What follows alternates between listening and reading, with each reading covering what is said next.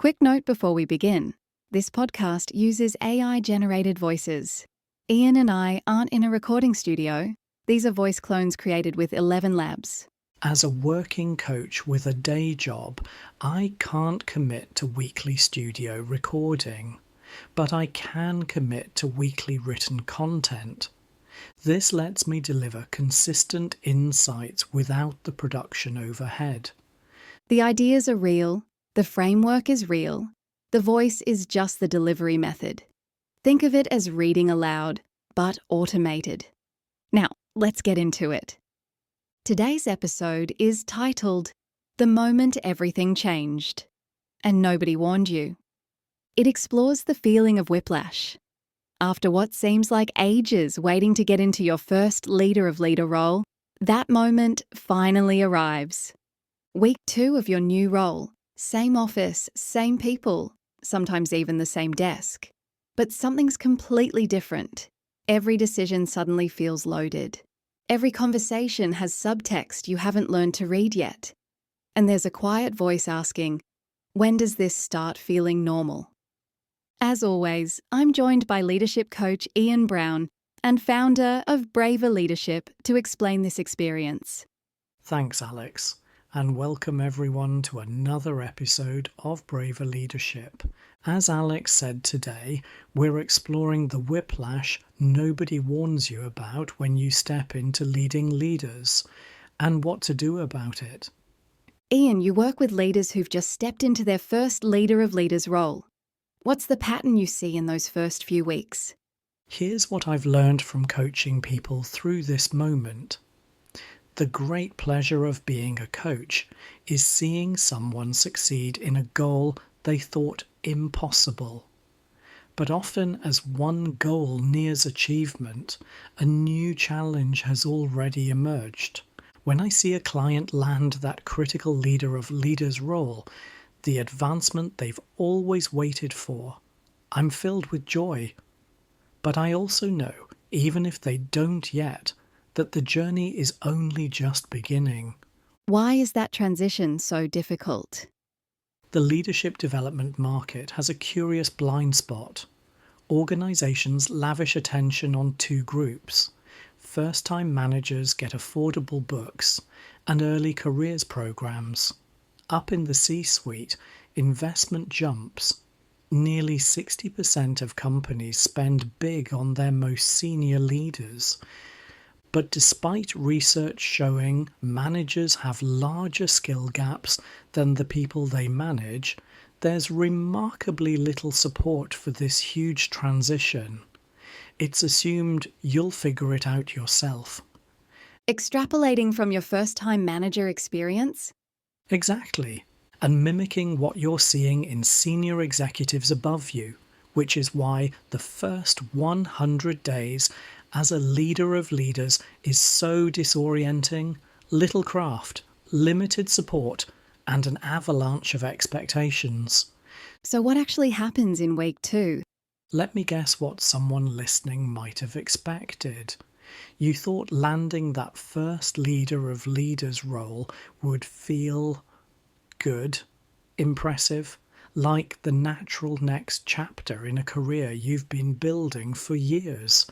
Part of you might have hoped for that movie moment where you glide into your new role with serene confidence, where everyone nods approvingly and thinks, yes, this person was exactly the right choice. But instead, you've walked into your first week feeling like someone swapped the script overnight. Same office, same people, completely different atmosphere. Suddenly, every decision feels loaded with politics and consequences. Every conversation has a subtext and a backstory you haven't been taught to read yet.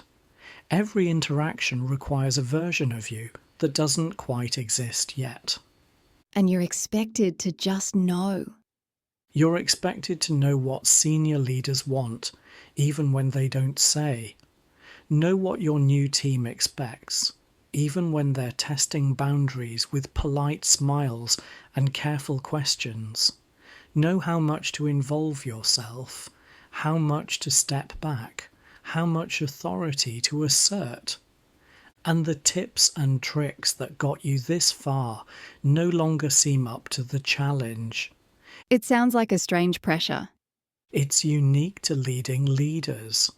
The sense that everyone assumes you've been handed an instruction manual you very clearly did not receive. It's a more competitive environment. You've beaten hundreds to the role. There's a lot to prove and a lot of people waiting for you to fail, so your space is freed up for their career ambitions. You don't know who to trust. And asking sounds dangerously close to, I don't know what I'm doing. Which your brain translates into, Maybe I'm not cut out for this role. So instead, you keep moving, keep making decisions, keep showing up to meetings where you're now expected to set the tone, not just contribute to it. and underneath all of that, quietly but persistently, sits the question you're not quite ready to say out loud. When does this start feeling normal? So what's actually happening when people feel this disorientation? Here's what I've learned. The disorientation you're feeling isn't a sign you're unprepared. It's a signal that the way you've thought of leadership up until now, the tools and tricks that got you this far, the belief you have in yourself, is under assault. You're used to having a clear map. Now there are only fragments to hang on to. Can you explain that? Think about it. For most of your career, you've operated in a world where the rules were relatively clear. You knew what good work looked like. You knew how to deliver it. You knew how success was measured, how relationships worked, what was expected of you. You built an internal model of how this works, and that model served you brilliantly. It got you promoted. But the moment you stepped into leading leaders, the terrain shifted. How so? Your direct reports don't need you to show them how to do their jobs. They already know. Some of them have been doing this longer than you have and are vastly more qualified in what they do. What they need from you is something else entirely. And your brain hasn't caught up to what that something else is yet. And that's the whiplash? That's the whiplash, not failure, not incompetence, not proof you weren't ready, just the gap between the role you're now in and the internal operating system you're still running. Your nervous system is trying to catch up to a reality it hasn't fully charted yet. And until it does, everything feels slightly off. You mentioned two things happening at once. Yes, when you step into a new level of leadership, two things happen. One happens quickly, one slowly. Between the two is what I call the identity lag. First, the external demands change immediately. Different meetings, different decisions, different relationships, different pressures, different visibility. You're expected to show up differently on day one. And the second? Your internal sense of yourself changes slowly, very slowly. So for a while, and this is completely normal, you're operating in a role that feels bigger on the outside than it does on the inside. It's like wearing a jacket that doesn't quite fit yet. Not because it's the wrong jacket, but because you haven't grown into it. And everyone feels this. Here's the thing most people don't tell you. Everyone feels this in the first few weeks. The leaders who look calm and collected in week 2, they're working harder internally than you realise. They've just learned to regulate the external performance while the internal adjustment happens behind the scenes. That's not dishonesty, that's leadership. It's the ability to hold your shape even when everything inside you is recalibrating. So, what can someone do right now if they're experiencing this? You don't need to have this figured out by week 3. You just need to stop treating the disorientation as evidence of failure. Because once you stop resisting the whiplash and start recognizing it for what it is, a normal, temporary, predictable phase of transition, something shifts. You stop spending energy on, why do I feel like this?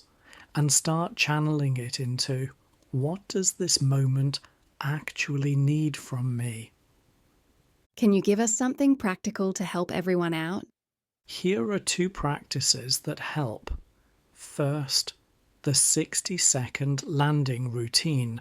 Before any important interaction, a meeting, a one-to-one, a decision point, give yourself a short reset. Sit for a moment, plant your feet, let one easy breath fall into your ribs. Then ask yourself, what does this moment need from me?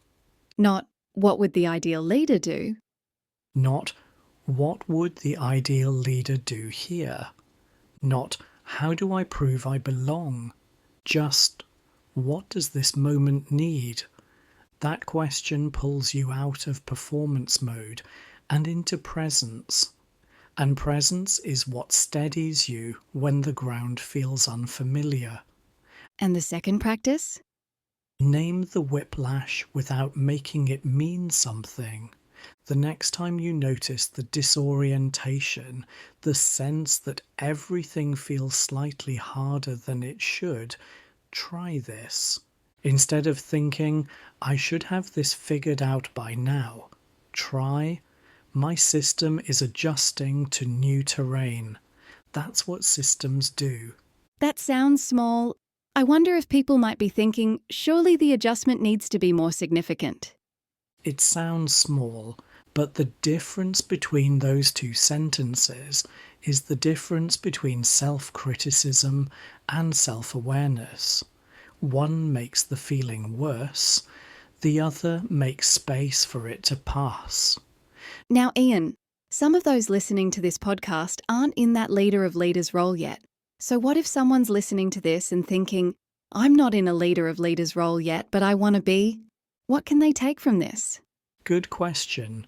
If you're positioning yourself at the step up, the whiplash I've described isn't abstract. It's what you're preparing for. This is what ready actually looks like.